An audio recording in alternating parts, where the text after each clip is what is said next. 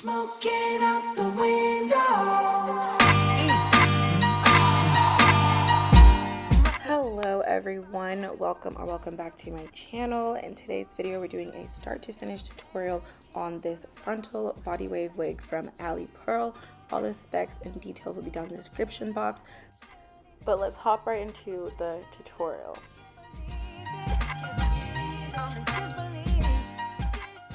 Starting from right out of the box, doing a quick little unboxing for you guys. This is a 26-inch body wave frontal, 200% density, so she real thick and full, from Ali Pearl. Now this is supposed to be an HD lace, but once you see once I fully unbox it, it was giving more of a transparent HD lace.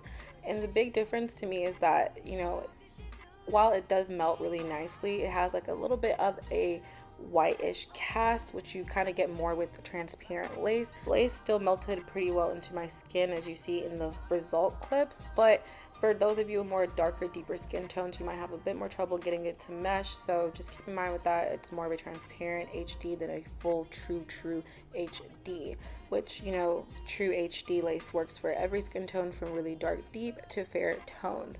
First thing I had to do right out of the box was bleach the knots. The knots did not come pre-bleached, so here I'm just using some 40 volume developer with this blue toned bleaching powder. This is more of an overview tutorial, not a very detailed in-depth, but I do have detailed in-depth videos showing how I pluck, bleach, install more step-by-step if you are more of a beginner and you need everything more slowed down. But I just mixed this up and went ahead and just used a popsicle stick to help saturate this all over the lace. And once I covered the knots and everything, I let that sit for about 20 to 30-ish minutes. Just kept checking in to make sure everything was lifted to a nice light blonde, honey blonde shade.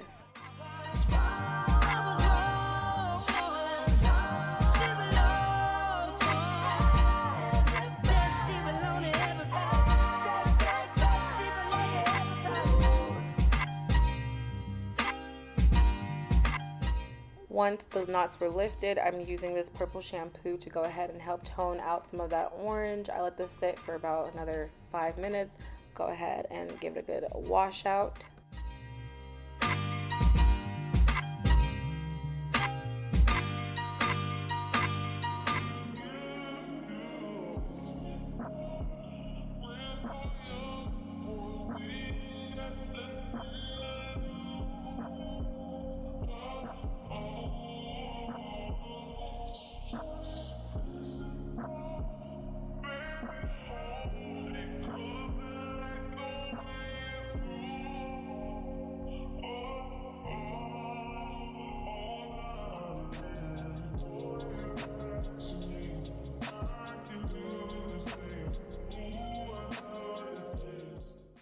After the knot bleaching process was completed, I went ahead and started plucking the hairline.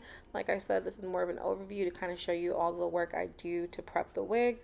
Not a really detailed tutorial on these steps, but if you want detailed, go ahead and check out those videos. But I just went ahead and plucked the wig on a canvas head, and on top of the canvas head I have a little white tissue paper, the tissue paper that comes with the wig when you get it out of the boxing, and I just have that under the wig cap to kind of help me see the knots a lot better. I'm using my Revlon tweezer, and don't worry guys, everything that I'm using that's mentioned will be linked down below so you can purchase it for yourself. Once I was done plucking the hairline, I'm going ahead and using my hot comb on a very high heat to help me just part out the hair. I wanted a really nice and a straight middle part, and I find that making the part before you put it on your head is a lot easier, well at least for me, because now I can see the wig better and just kind of see how the part is laying. And I'm using my hot comb to just press everything out and make the hairline nice and smooth and neat, which just makes for a much easier install and a much more neat finish.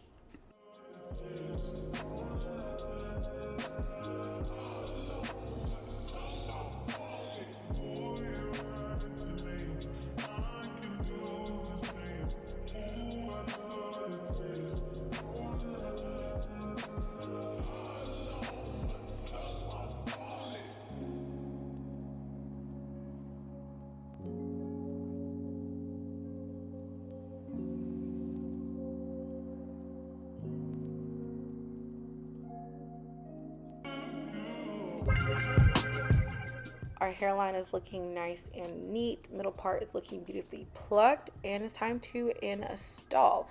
So I'm going ahead and using my foundation powder to just tint my lace. Like I was saying, this was more of an HD transparent lace, so it was a bit on the lighter side, but nothing too crazy. So a simple tint just takes care of that everything, and it just starts to, melt into my skin perfectly. And side note, I tint all of my wigs, no matter what type of lace it is. I use the same foundation because it just makes sure I get perfect match every time.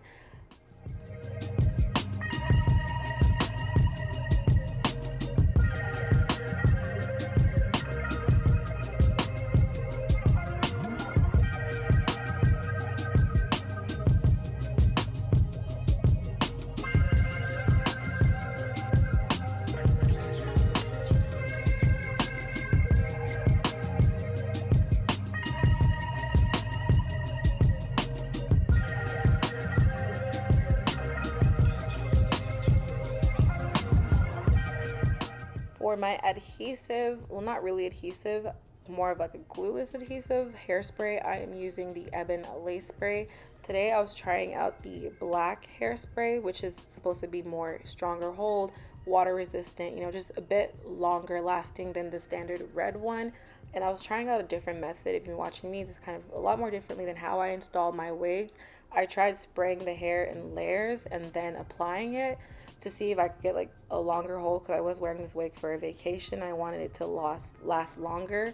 But honestly, y'all, in my opinion, my quick review over the whole hairspray, I like the red bottle. It didn't do anything different. I found that it kind of wasn't as resistant or sweat resistant or long lasting as the other spray, and I felt like it just kind of was more what's the word, it had more residue. I prefer the red one. That's my opinion. But comment down below if you've tried both sprays, and comment which one is your preference, which one that you feel it works better for you. Maybe it was just me, everybody's different. As far as the method that I was trying this time, it really made no difference to me, as well. My standard spraying over the lace and using my blow dry, I feel like could have worked just as well as this way. Layering it, to me personally, didn't make much of a difference when it comes to hold. So once I was done spraying down the hairline, I'm gonna go ahead and use my blow dryer on a cool heat setting to kind of just help melt and dry everything in.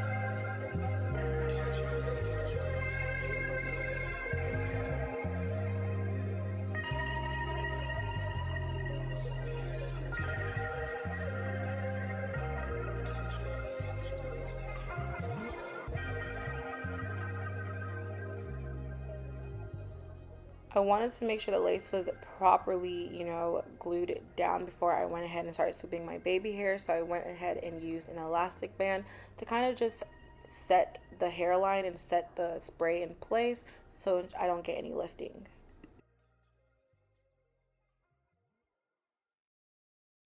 After letting the headband sit on the lace for 20-ish minutes, I think I just went ahead and did some errands while the lace was just drying. I'm going in with this mousse, or I don't know what it's called, wrapping foam, and I realized that using this instead of water to help clean up all that residue or the white cast that you get from the spray really works better than using water, because this is not as water based, and water is what helps the spray come off. So using this product actually helps to reduce the amount of lifting that you can get if you're trying to just clean up the hairline. And I also use the foam to help soften out the baby hairs, because using the spray as well sometimes it makes the hair in the front really hard and kind of crunchy. So I use this mousse to help soften it and make it easier to pull out my baby hairs.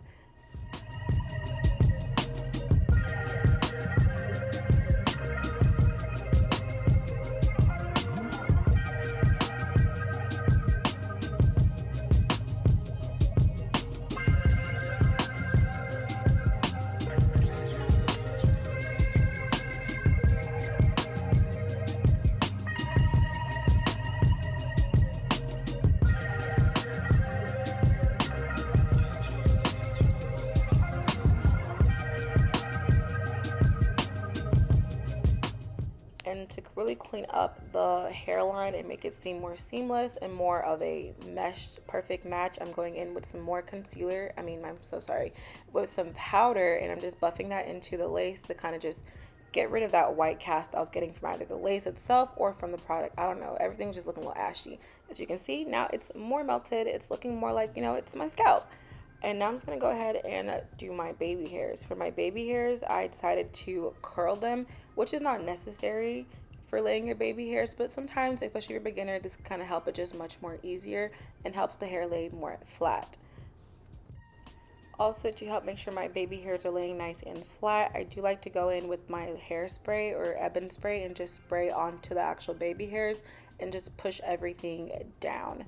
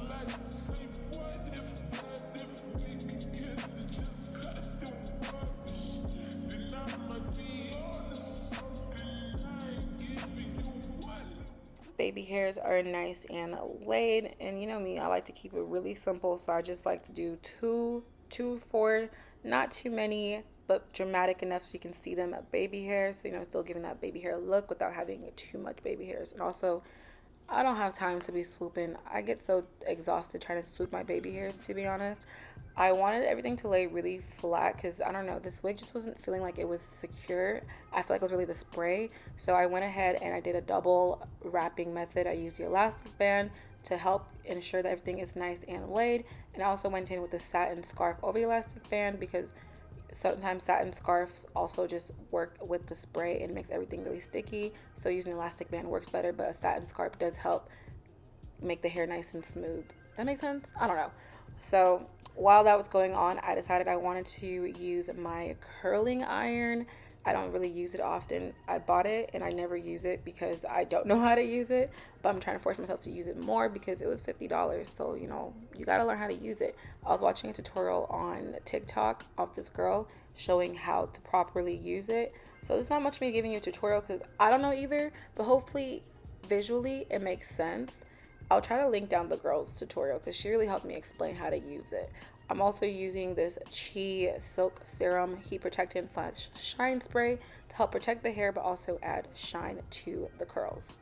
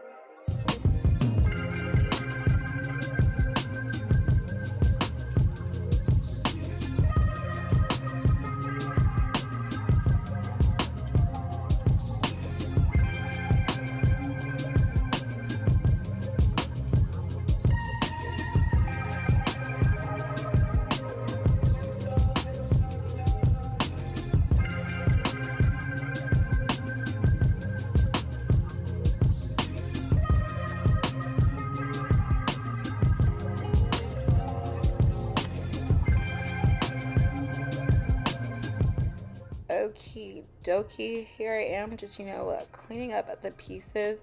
As far as how I brushed out the curls, I just finger combed through everything, or also used a round brush to help shape the curls. I want to go for like a loose body wave type of look, because the original, how many times will I say because you don't know. That's why you're watching this tutorial.